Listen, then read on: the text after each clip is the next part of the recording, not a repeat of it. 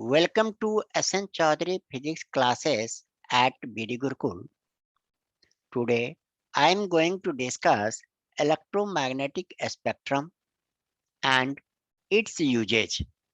Electromagnetic spectrum क्या होता है, इसके यूज क्या होता है। आज के ये टॉपिक्स है बेटा, सीबीएसई के आप बच्चे हो या बीएसवी के बच्चे हो या नीट के बच्चे हो या आईआईटी की, इसमें से एक न एक क्वेश्चन हर बार आना गारंटी है। इसलिए जैसे भी आप लोग देखते हो, इसको आराम से देखो और समझो। और ये लर्निंग वर्क है, इसलिए इसमें कोई ज्यादा परेशानी नहीं है, आराम से आप कर सकते हो। अब इलेक्ट्रोमैग्नेटिक स्पेक्ट्रम क्या होता है? तो orderly distribution of electromagnetic radiations या waves according to their wavelength और frequency is called electromagnetic spectrum.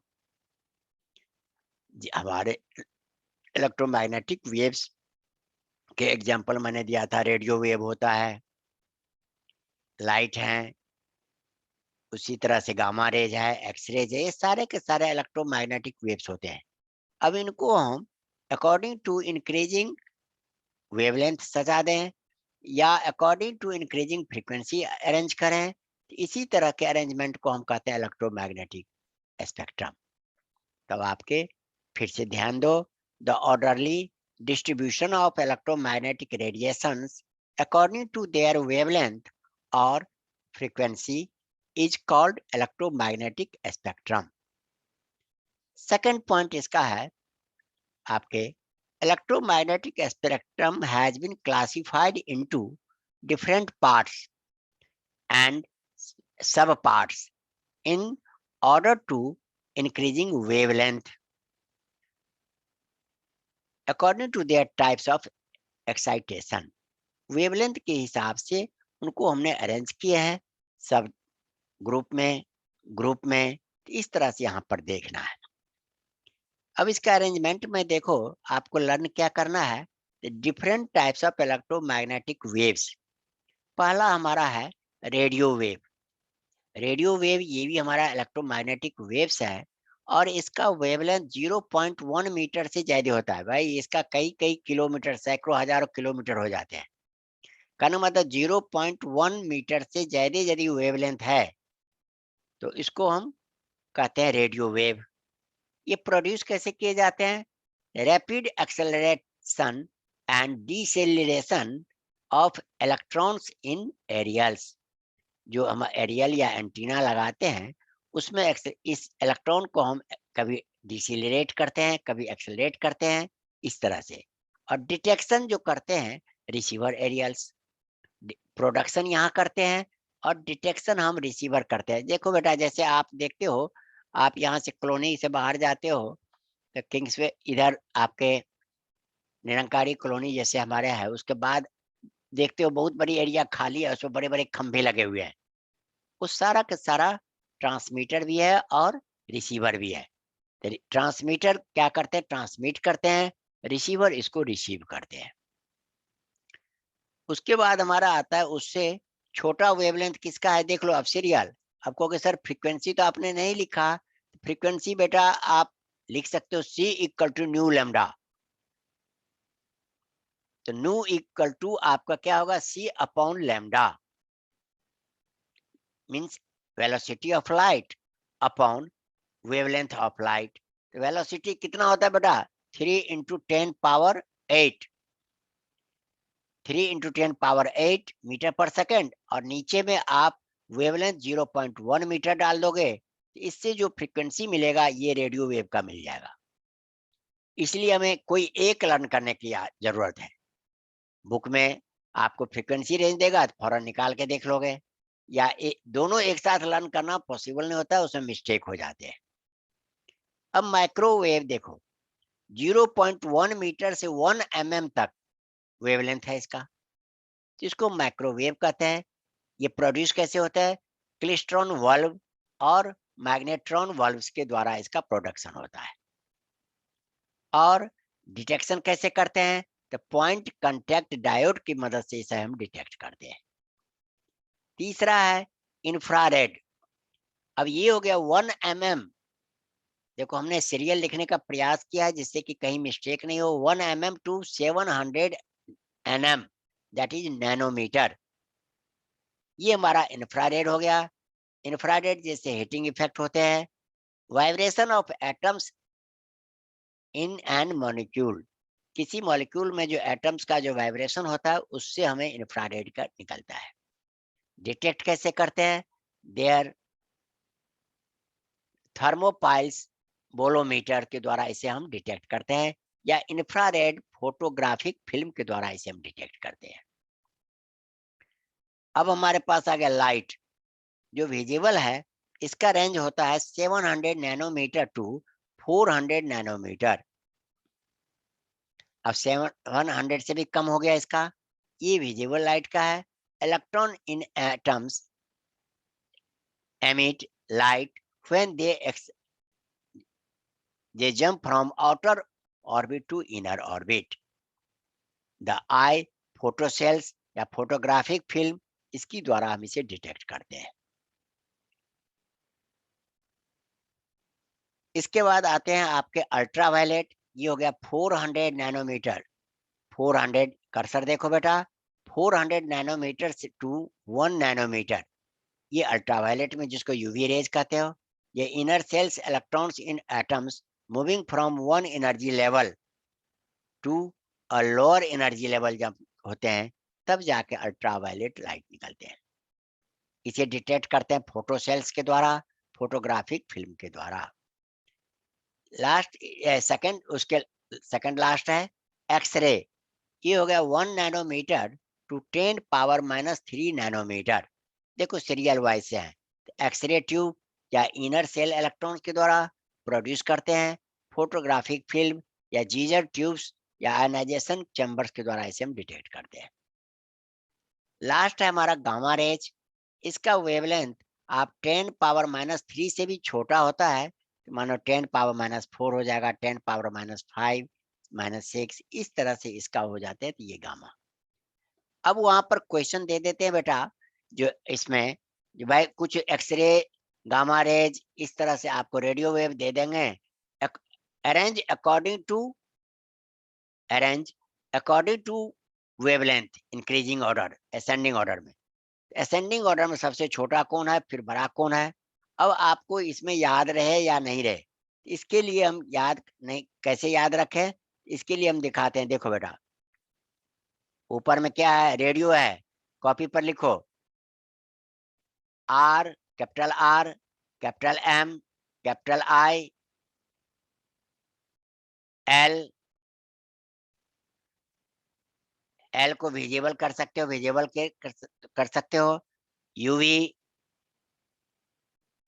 You लिखो, एक्स लिखो, जी लिखो। इसको पढ़ते हैं रमी वक्स जी। रमी रेडियो, माइक्रो, आई इंफ्रारेड, वी विजिबल, और यू अल्ट्रा, एक्स एक्सरे, और जी गामा। इसके आधार पर ये नाम याद रखो। ये in decreasing order of wavelength है, और इसी के आधार पर आप क्वेश्चन का आंसर दे सकते हो। अब इसके बाद आते हैं, इसका यूजेज हमने बताया था, main parts of electromagnetic spectrum. अब यहाँ पर सबसे बड़ी समस्या होती है रेडियो वेव। रेडियो वेव तो हमने कह दिया 0.1 मीटर से बड़ा होता है वेवलेंथ। अब इसका फ्रीक्वेंसी यहाँ याद रख लो। रेडियो वेव की अलग अलग फ्रीक्वेंसी होती है, हर फ्रीक्वेंसी पर अलग अलग काम होते हैं। यहाँ पर रेडियो वेव की जो फ्रीक्वेंसी रेंज है शुरुआत में 500 kilo hertz to 1000 mega hertz. Production, radio waves are produced by accelerated motion of charge in conducting wire। conducting wire में जो चार्ज को एक्सेलरेटेड मोशन करते हैं, इसके आधार पर ही होता है। अब यहाँ पर radio wave are produced by uses. अब यूज में सबसे बड़ी समस्या होता है। रेडियो वेव तो आपने कह दिया जितना होता है, कितने फ्रीक्वेंसी होते हैं, 500 किलो हर्ट्ज से लेके 1000 मेगा हर्ट्ज तक। यहाँ आप फ्रीक्वेंसी अलग से याद कर लो।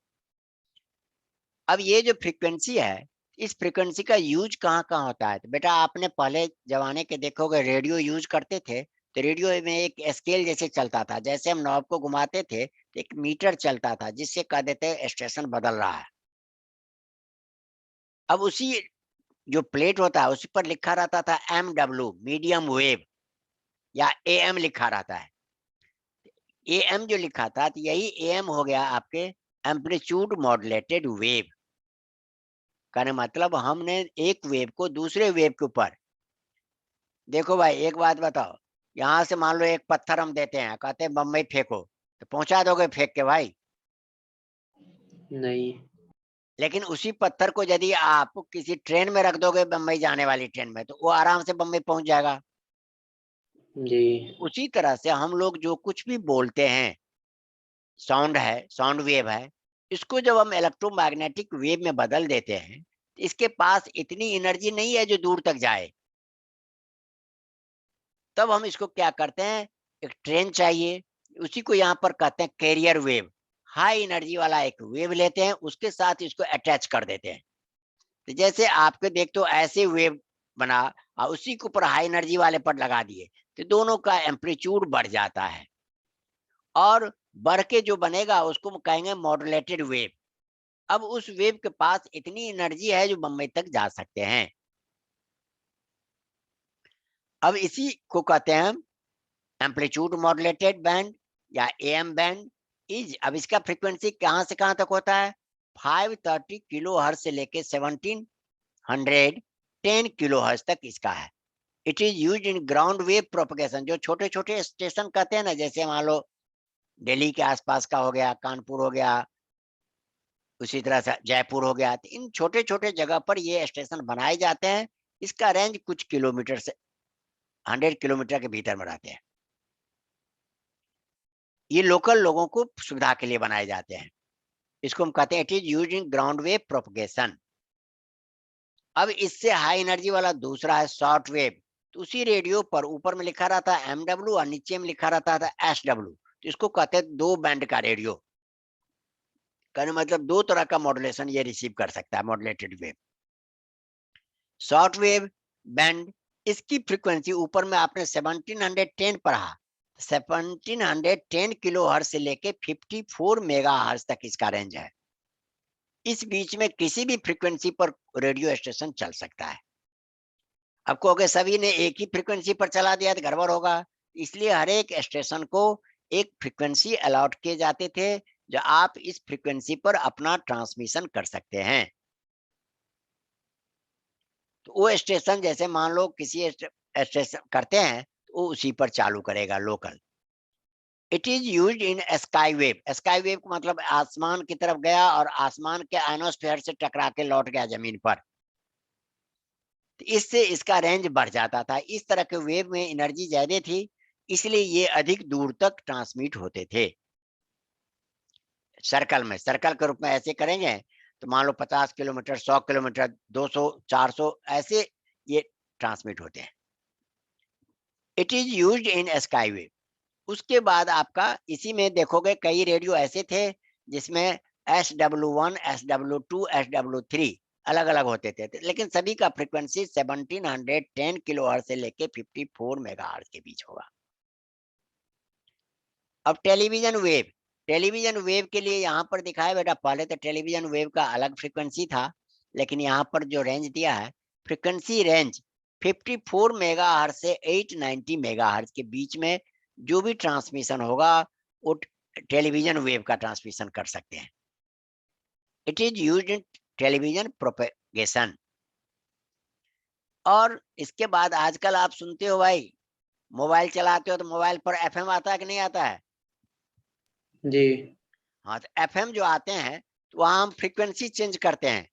जैसे मैसेज सिग्नल है, मैसेज सिग्नल को फ्रीक्वेंसी कितना है और कैरियर वेव की फ्रीक्वेंसी कितना है, उन दोनों को मर्ज कर दिए, तब जो बना उसको कहते हैं फ्रीक्वेंसी मॉड्यूलेटेड वेव।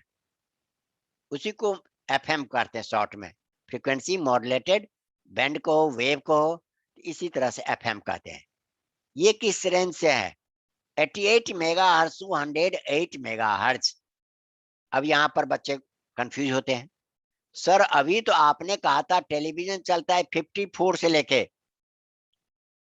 टेलीविजन वाला अभी हमने क्या कहा था, 54 से 890 मेगाहर्ट्ज तक, जी 54 मेगाहर्ट्ज से, तो फिर बीच में ये कहाँ से आ गया? तो बेटा ये जो पूरा का पूरा जितना भी फ्रीक्वेंसी है, हर फ्रीक्वेंसी पर तो कोई चलता नहीं है, हर फ्रीक्वेंसी, इसी के बीच का फ्रीक्वेंसी 88 से लेके 108 मेगाहर्ट्ज तक ये एफएम रेडियो स्टेशन को दिया गया। अब इसकी क्वालिटी थोड़ा अच्छी होती है, लेकिन ये चलते ज्यादा दूर तक नहीं है। It is used for commercial FM radio. भाई अभी आप यहाँ पर एफएम सुनते हो और घर जाने के बाद वहां एफएम सुन पाते हो? नहीं, वहां एफएम का स्टेशन ही नहीं कैच करेगा मोबाइल में।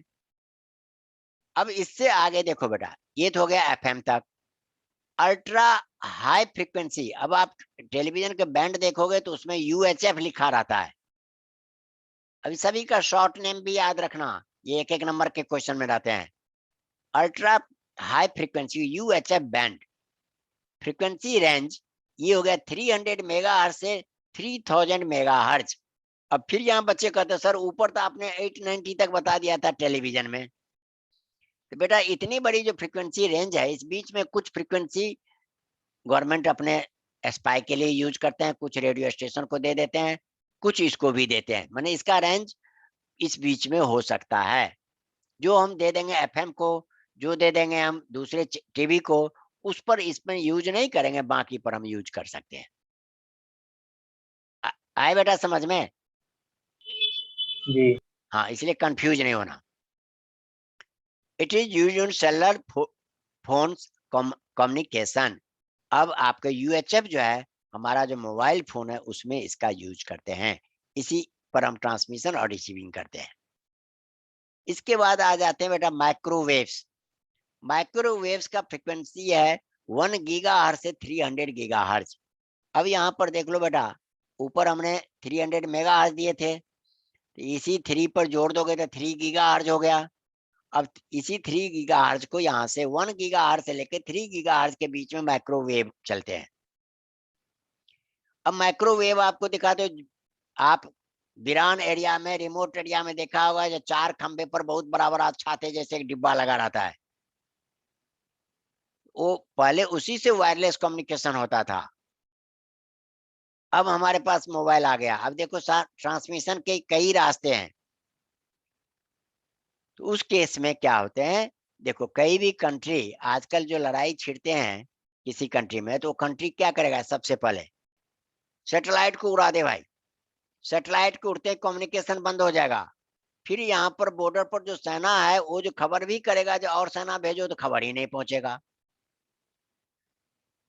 तो अब हमें जब भी एक कंट्री से दूसरे कंट्री का होता है, तो सबसे पहले वो कम्युनिकेशन को ही नष्ट करता है,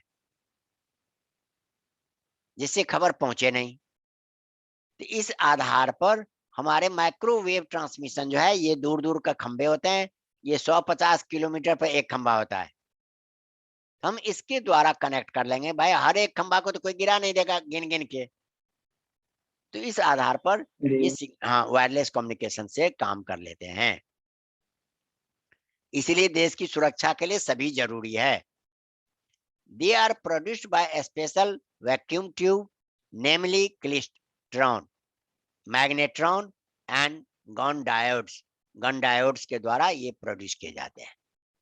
इसका यूज देखो, हमने रडार के लिए बताया, और radar using microwave can help in detecting the speed of tennis ball.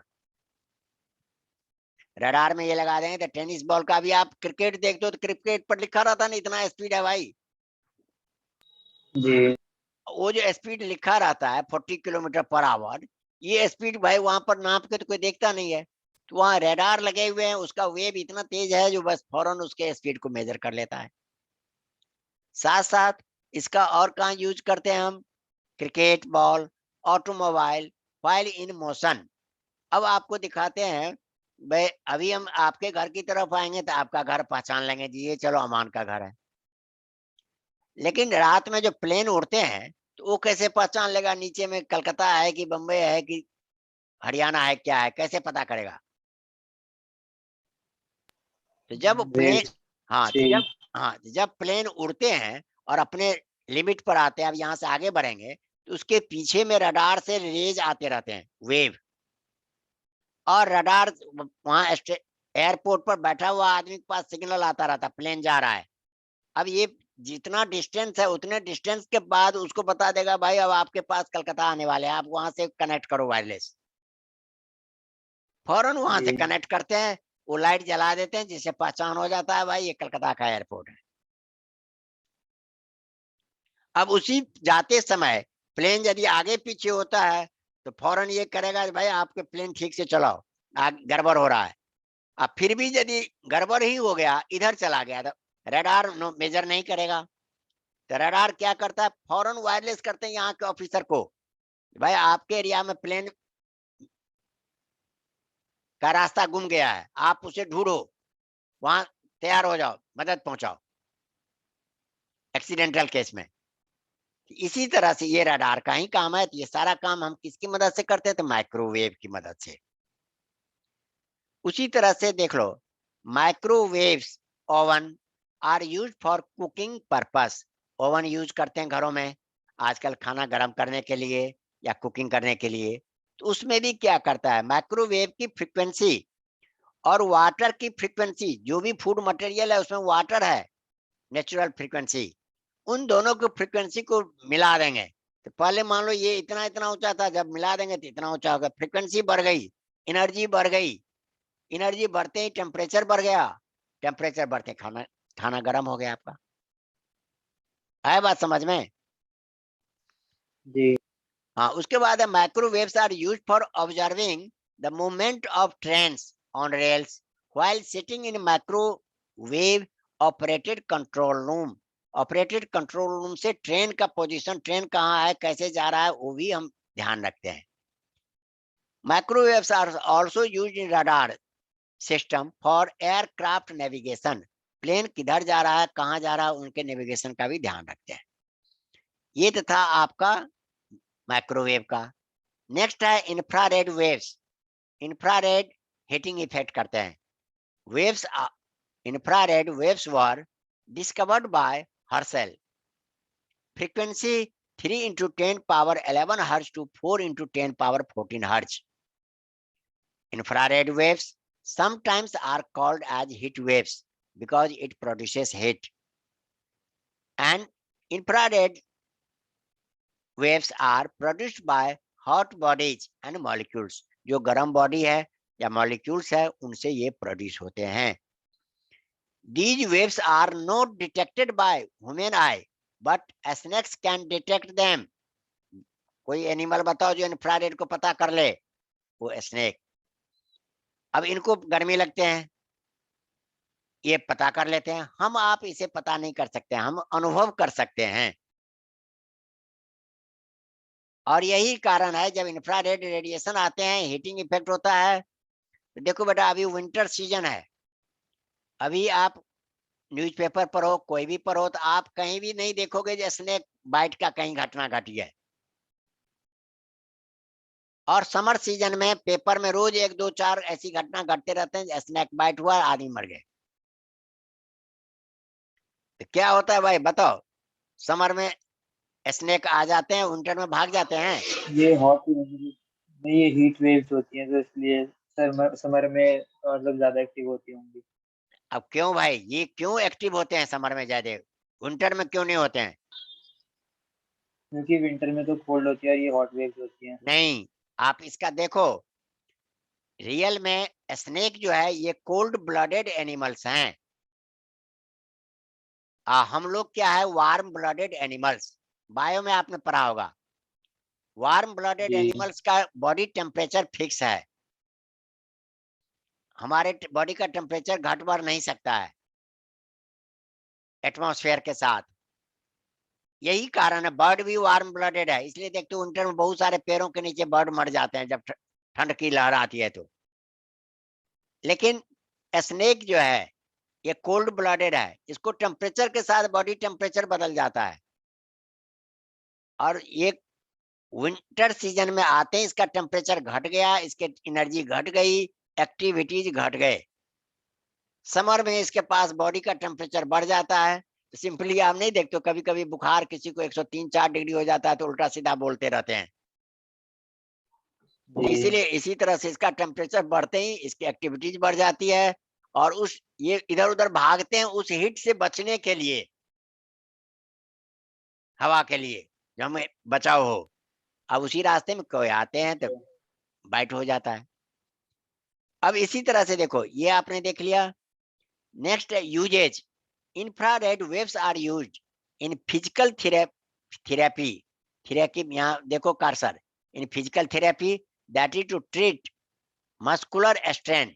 कभी कभी कहते हो मसल दर्द कर रहा है, मस्कुलर, यहाँ पर एक गर्म पट्टी कहते हो बांध लेते हैं, इसका मतलब आप हीट प्रोड्यूस कर रहे हो, ये भी इंफ्रारेड वेव्स के कारण।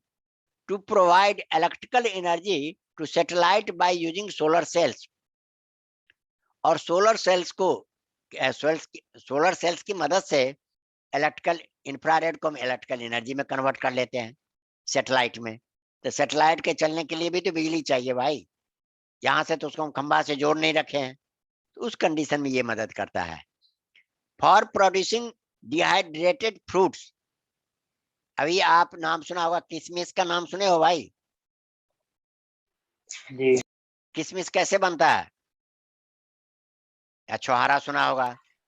आके किसी हाँ सुखा के ये, उसको। हाँ ये ग्रेप्स जो हैं, अंगूर जो है, उसी को ड्राई करके बनाते हैं। तो इस तरह से किशमिश हो गए, छोहारा हो गए, जो भी ड्राई फ्रूट्स हैं, तो हम इसकी मदद से उसे सुखाते हैं। साथ साथ हम लोग फूड ग्रेन्स को भी सुखाते हैं, पानी का लेवल कम करते, नहीं तो खराब हो जाएगा। नेक्स्ट देखो 4 number, for taking photographs during the conditions of fog smoke. चाहे फॉग फैला हो या धुआं फैला हो, तो उसके भीतर भी हम इसकी मदद से फोटोग्राफ ले लेते हैं, जिसको आजकल प्लेन में यूज करते हैं, नाइट विजन। कुछ प्लेन ऐसे हैं जो रात को भी, उनके लिए रात दिन दोनों बराबर दिखाई पड़ते हैं, एक जैसे। In green house to keep the लेकिन प्लांट्स फिर उसमें वार्म। कलर्स नहीं दिखेंगे ना। क्या? हाँ उसमें बोलो फिर भाई। कलर्स नहीं दिखेंगे ना साफ। नहीं नहीं, साफ साफ दिखेंगे भाई। नहीं, देखो, ऑब्जेक्ट ही दिखेगा ना सिर्फ, नहीं उसके मतलब कलर्स थोड़ी दिखेंगे। ऑब्जेक्ट जितने भी हैं, देखो इंफ्रारेड है, अब इंफ्रारेड जो हम डालेंगे तो रिफ्लेक्ट क्या होगा? इंफ्रारेड। और इंफ्रारेड का रीजन क्या है? रेड जोन में। तो इस तरह से ये दिखाई पड़ जाते हैं।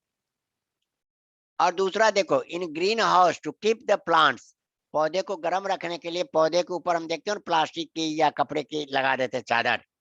कुछ पौधे ऐसे होते हैं जो गर्मी हीट चाहिए नहीं तो खराब हो जाएगा, तो इस तरह से बचाव करते हैं। In revealing the secret writing on the ancient walls, और जो पुराने जमाने के दीवार है उस पर जो कुछ लिखा हुआ है, तो उस अक्षरों को पढ़ने में भी इसका मदद लेते हैं। Solar water heater and cookers, जैसे हम लोग हीटर आजकल घरों में बिजली से चलाते हैं, तो वहां पर सोलर वाटर हीटर लगा देंगे, तो सूरज की गर्मी से हीटर में पानी गर्म होता रहेगा या कुकर्स में खाना बनेगा। In weather forecasting through infrared red, इस रीजन की मदद से हम फोरकास्ट का भी मदद लेते हैं। Ninth, in checking the purity of chemicals and in the study of molecular structure of taking infrared absorption spectrum, infrared absorption spectrum की मदद से मॉलिक्यूलर स्ट्रक्चर हम पता करने में इसकी मदद लेते हैं। अब आ गया हमारे पास विजिबल का। विजिबल जानते हो, फ्रीक्वेंसी रेंजेज 4 इंटू 10 पावर 14 हर्ज टू 10 इंटू 8 इंटू 10 पावर 14 हर्ज। अब यहाँ पर it is produced by due to atomic excitation, outer shell से इन इलेक्ट्रॉन को जब हम इनर सेल में लाते हैं, तो उनके एक्स्ट्रा एनर्जी लाइट के रूप में बाहर निकलते हैं। It is detected by human आई, हम आप जो देखते हैं वो इसी की मदद से। यूज, विजिबल लाइट एमिटेड और reflected from objects around us provide the information about the world surrounding. हम कोई ऑब्जेक्ट देखते हैं, कैसे लाइट, उसके ऊपर कोई लाइट गिरता है, वो लाइट रिफ्लेक्ट होकर हमारे आंखों तक आते हैं, तब हम उस ऑब्जेक्ट को दिखाई पड़ते हैं। लेकिन यदि वो लाइट गिरा और वहां से रिफ्लेक्ट नहीं हुआ, तो ऑब्जेक्ट कैसा दिखेगा? ब्लैक। तब वो अंधकार की तरह दिखेगा। अब इसी पर क्वेश्चन पूछ लेंगे, name the electromagnetic wave detected by human I. Human आई के द्वारा डिटेक्ट होने वाला कौन सा है? ये हो गया विजिबल लाइट। चॉइसेस बना देते हैं। और भी देखो इसके बाद, ultraviolet ultraviolet rays were discovered by Ritter in 1801। Frequency 8 into, देखो विजिबल के बाद आता है 8 into 10 power 14 to 5 into 10 power 17 hertz. Very high energetic है ये। Ultraviolet rays produced by the sun, special lamps and very hot bodies. यहाँ sun से इसका प्रोडक्शन होता है, स्पेशल लैंप से हम प्रोड्यूस कर सकते हैं, और हॉट बॉडी से। Uses, ultraviolet are used for checking mineral samples through property of UV rays causing fluorescence। Mineral कौन सा सैंपल है, कौन सा मिनरल है नहीं है, इसका पता हम इसकी मदद से लगाते हैं। In the molecular structure and arrangement of electrons in the external shell through ultraviolet absorption spectrum. हमारे पास किसी भी कंपाउंड का मॉलिक्यूलर स्ट्रक्चर कैसे है, उसमें इलेक्ट्रॉन किस तरह से अरेंज है, इसकी पता हम इसकी मदद से लगाते हैं। To destroy bacteria and for sterilising the surgical instrument. अब आपने सुना होगा बेटा, हम लोग वाटर फिल्टर लगाते हैं, एक्वागार्ड लगाते हैं, एक्वारेजिया, कैंट, तरह तरह के लगाते हैं ना भाई। जी। आरओ जिसको कहते हो, उसमें लिखा रहता है यूवी रेज। तो इसका मतलब इस रेज का एक सिस्टम है जिसकी मदद से उस पानी के भीतर के बैक्टीरिया को मार दिया जाता है, जिससे कि वो हमें हार्म ना पहुंचाए। अब इसी में पूछ लेगा, name the UV EM wave used to destroy bacteria या for sterilising surgical instrument, that is UV rays. In burglar alarm, ये इसमें अलार्म में भी इसका यूज करते हैं। In detection of forced document, fingerprints in the forensic laboratory.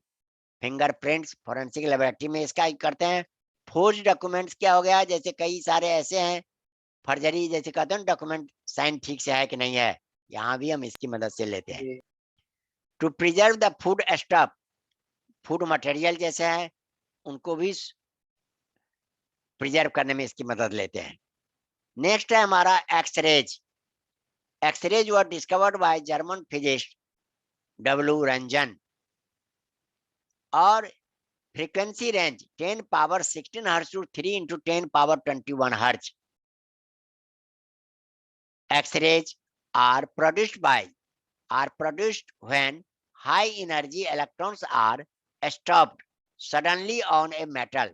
जैसे किसी इलेक्ट्रॉन, यहाँ कैथोड रे सिंपली दिखाते हैं, हाई एनर्जी इलेक्ट्रॉन्स बोला है, इसी को मैं बता देता हूँ। ये मेटल का सरफेस है, यहाँ से कैथोड रे आया, टकराने पर ये कैथोड रे के जो इलेक्ट्रॉन है, यहाँ के इलेक्ट्रॉन की एनर्जी दे देगा, और ये इलेक्ट्रॉन से जो रेज निकलेंगे, ये हमारा हो गया X rays. It has high penetrating power, ये आर पार जा सकते हैं किसी के भी। और इसी के आधार पर हमारे बॉडी का हम एक्सरे लेते हैं, फोटोग्राफ लेते हैं। Uses, X ray are used in surgery for detection of fracture. हमारे बोन टूट गए, कहीं फ्रैक्चर हो गया, इसका पता लगाने में। Fractures, foreign bodies like bullets. अब किसी के बॉडी के भीतर बुलेट घुस गया है तो कहाँ पर है, कहाँ टुकड़ा रह गया, इसके पता लगाते हैं। Diseased organs and stones in the human body. भाई स्टोन्स कहते हैं ना, पथरी हो गया कईयों के, ये सब, हाँ ये सब इसमें एक्सरे का यूज करते हैं। इंजीनियरिंग में इसका कहाँ यूज है, for detecting faults, cracks, flows, holes in final metal products. अब भाई लोहे का बड़ा बड़ा बीम बनाना है, भाई उसने क्या किया, मैन्युफैक्चरर ने डुप्लीकेट भीतर में खाली छोड़ दिया, बाहर से लोहा लगा दिया, पैक कर दिया, जो भाई पूरा सॉलिड है। तो उस कंडीशन में हम इसके द्वारा डिटेक्ट कर लेते हैं कि भाई भीतर में कोई क्रैक तो नहीं है, बड़े बड़े बाद में ब्रिज गिरेगा, ये सारा का सारा इसमें करते हैं। For testing of welding, casting and moulds, इस सब में पता लगाते हैं। इन रेडियोथेरेपी, इन रेडियोथेरेपी यहाँ पर to cause to cure ultra केवल skin disease and malignant growth, इस सब के पता लगा डिटेक्ट करने में। नेक्स्ट देखो, in detecting departments for detection of explosive, opium, gold, silver in the body of smuggler. आजकल स्मगलर क्या करते हैं, ये ड्रग्स वगैरह बॉडी के भीतर छिपा के चले आते हैं, या गोल्ड ऑपरेशन करके बॉडी के भीतर रख लेते हैं। तो उस कंडीशन में हम इसकी मदद से पता लगाते हैं भाई इसका बॉडी सही है कि नहीं है। आप देखते हो मेटल डिटेक्टर लगे रहते हैं एयरपोर्ट पर, रेलवे स्टेशन पर, पकड़े, तो उसका ये काम है। इंडस्ट्रीज में for detection of pearls in oysters, defects in rubber tyres, gold and tennis ball, इस सब में। For testing the uniformity of insulating material, insulating material कहीं हमने लगाया है तो सही है कि नहीं है। In scientific research for investigation of structure of crystals, arrangement of atoms, molecules in complex, पहले भी बताए थे, इसमें भी इसका यूज होता है। गामा रे, अब यहाँ पर देखो फ्रीक्वेंसी रेंज सबसे ज्यादा एनर्जेटिक यही है, सबसे ज्यादा फ्रीक्वेंसी इसी का है। अब आपको जैसे हम बताए रमी बक्स करके बता दिए थे, तो उसमें आपका क्या है, वेवलेंथ घट रहा है तो फ्रीक्वेंसी बढ़ रहा है। Frequency 3 into 10 power 18 hertz to 5 into 10 power 22 hertz. Gamma ray have nuclear origin, nucleus से ये निकलते हैं। जब रेडियो एक्टिविटी में ब्रेक होता है तो अल्फा रेज निकलते हैं, बीटा रेज निकलते हैं, और कुछ जो मटेरियल वेस्ट हो जाते हैं वो गामा रेज के एनर्जी के रूप में निकलते हैं। These rays are highly energetic. These rays are produced by nucleons of radioactivity substance. Use gamma rays are used for किसमें, in the treatment of cancer and tumors. Body में cancer हो जाते हैं या ट्यूमर्स हो जाते हैं तो उसके ट्रीटमेंट में इसका यूज होता है। To preserve the food stuff for a long time, as soft gamma rays can kill microorganisms easily. For a long time as the soft, जैसे हमारा खाना है, मटेरियल है, इसको हम लॉन्ग टाइम तक रखना चाहते हैं, सॉफ्ट रहे, इसके लिए हम गामा रेज के द्वारा उसके ऊपर के आसपास के माइक्रो ऑर्गेनिज्म को खत्म करते हैं। To produce nuclear reactions, nuclear reaction में ये प्रोड्यूस होता है। To provide valuable information about structure of atomic nucleus, atom का न्यूक्लियस किस तरह से बना हुआ है, तो उसमें हम इसका यूज करते हैं। अब हमारे पास लास्ट टॉपिक्स है माइक्रोवेव ओवन। माइक्रोवेव ओवन के बारे में देखो, ये हमारे सिलेबस में नहीं है, वैसे इंट्रोडक्टरी है, इंट्रोडक्टरी याद रखो। अब आपके इसके ऊपर बाय द वे देखो, अब सब्जेक्टिव पेपर होगा, और सब्जेक्टिव पेपर में आपको कोई भी टॉपिक्स कहीं से दे देंगे या कहेंगे लिखो पूरा करो। इस कंडीशन में आपको इसके बारे में यदि दे दिया वर्किंग थ्योरी या क्या होता है लिखो, तो कुछ बच्चे पैराग्राफ बना के लिख देते हैं। अरे भाई पैराग्राफ कौन पढ़ेगा, इतना टाइम किसके पास है। तो आप उस कंडीशन में पैराग्राफ नहीं बताओ, उसको पॉइंट वाइज एक एक लाइन लिखो, लेकिन पॉइंट वाइज। तो पहला हमने पॉइंट बना दिया इंट्रोडक्शन, ये है क्या चीज। Microwave oven is a device used in the kitchen for heating और कुकिंग फूड। बस सिंपल एक लाइन बना दिए। अब टीचर ये पूरा नहीं पढ़ेंगे, इंट्रोडक्शन दे रखा है, देख लिया, हाँ ठीक है बेटा। प्रिंसिपल, ये काम कैसे करता है। The basic principle of working of microwave is to create microwave radiation of suitable frequency in the working space of oven where food to be cooked can be kept. अब वहां पर जहां पर खाना पकाना है, गर्म करना है, वहां पर हम सुटेबल माइक्रोवेव फ्रीक्वेंसी की डालते हैं। और कितना डालते हैं, इतना डालते हैं जो वाटर के फ्रीक्वेंसी के साथ इसका मैच हो जाए, सिंक्रोनाइज हो जाए। This wave radiation may be match the resonant frequency of rotation of water molecules. अब वाटर मॉलिक्यूल जो है, जो भी फूड मटेरियल है उसमें वाटर तो है ही, उसके फ्रीक्वेंसी के साथ इसका मैच हो जाए, जिससे कि रेजोनेंस कहीं पर बढ़ जाएगा, कहीं पर खूब घट जाएगा। बढ़ते ही इसकी एनर्जी बढ़ जाएगी, which is about 3 gigahertz. In this situation, energy from waves is transferred efficiently to the energy of molecules. जो हमारे फूड मटेरियल में वाटर मॉलिक्यूल्स है, उसके पास एनर्जी ट्रांसफर हो जाता है। The microwave of this frequency is of energy equivalent to heating up water. इस तरह से इस एनर्जी से वाटर का हीटिंग हो गया। अब फूड मटेरियल में वाटर गर्म हो गया तो मटेरियल अपने आप गर्म हो जाएगा। वर्किंग देखो, हेडलाइन अलग अलग बना दिए, तो ये पूरा पैराग्राफ नहीं पढ़ेंगे, टीचर एक दो लाइन पढ़े देख लिए, समझ में आ जाता है बच्चा सही लिख रहा है या गलत, इसलिए इन बातों को ध्यान रखना। When microwave of this frequency fall on the food items containing water like fruits, vegetable, meat, cereals, etc., placed in the oven, the water molecule absorb these radiation. Their energy increases. These molecules share their energy with neighboring food material. और water का energy बढ़ गया तो अपने पास के food material के molecule की एनर्जी बढ़ जाएगा। Due to it entire food gets heated, और इस तरह से पूरा खाना जो है गर्म हो जाता है। Metal containers are not used in microwave. क्यों? अब इसमें पूछ लेगा, माइक्रोवेव के भीतर हम स्टील का बर्तन क्यों नहीं रख के गर्म कर सकते हैं? या तो उसमें हम क्या रखते हैं? जनरली चीनी मिट्टी वाला ग्लास वाला रखते हैं। देख लो, ड्यू टू फ्लोइंग रीजन। पहला, डेंजर ऑफ गेटिंग शॉक। यदि आप मेटालिक प्लेट है तो उसके ऊपर चार्ज जमा हो जाएगा और आपको झटका मार देगा।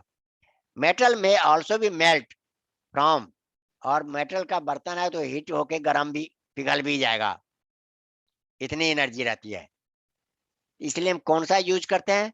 तो पोर्सलिन कंटेनर, यहाँ देखो कर्सर, पोर्सलिन कंटेनर जिसको चीनी मिट्टी कहते हो बेटा, are used because its molecule vibrate with much smaller frequency and this can not absorb microwave. इसकी फ्रीक्वेंसी मच स्मॉलर फ्रीक्वेंसी, और इसलिए ये इसका वेवलेंथ ज्यादा रहता है इसके मॉलिक्यूल का, तो ये एब्जॉर्ब नहीं करते हैं, hence they do not gets heated. इस तरह से बेटा आज ये 5वें लेक्चर में इलेक्ट्रोमैग्नेटिक वेव आपका फिनिश हो गया। Have you any doubt? कोई प्रॉब्लम है बेटा? नहीं। अब ये सारे के सारे लर्न कर लेना। पेपर में मोस्टली इसी लेक्चर में से क्वेश्चंस रहते हैं, और पीछे हमने बताया था स्पीड का फॉर्मूला एक बताए थे, v equal to b nought sine omega t वाला फॉर्मूला बताए थे ना, ओमेगा ब्रैकेट में t plus x y c, एक उससे रिलेटेड न्यूमेरिकल्स रहते हैं, और कभी कभी डेफिनेशन के तौर पर डिस्प्लेसमेंट करंट का डेफिनेशन रहता है। इस तरह से ये चैप्टर आपके हो गए। किसी बच्चे को कोई भी प्रॉब्लम हो, डाउट हो, आप कमेंट डाल सकते हो। साथ साथ आप सभी बच्चों से मेरा एडवाइस है, आप सभी बच्चे मेरे चैनल का आप मेंबरशिप ज्वाइन करो। उसमें क्या होगा, जब भी आपको कोई डाउट होगा तो उसका भी जवाब देंगे, आपके कमेंट का भी जवाब देंगे। साथ साथ जो लेक्चर हम केवल लाइव क्लास देते हैं, लाइव क्लास में कमेंट की फैसिलिटीज ओनली फॉर मेंबर्स रहेंगे, तो उसमें भी आपको बेनिफिट मिलेगा। और जो टॉपिक्स हम करा रहे हैं, जैसे नीट का कराएंगे, उसमें जेई मेन का कराएंगे, तो उस क्वेश्चनों को जो हम लाइव करेंगे तो ओनली फॉर मेंबर्स रहेगा। तो आप उन क्वेश्चनों को, बाजार में बहुत सारे ऐसे आते रहते हैं, लेकिन आप यहाँ से फायदा उठा सकते हो और नॉमिनल प्राइस देके इसका फायदा उठा सकते हो। Thank you from Bedi Gurukul.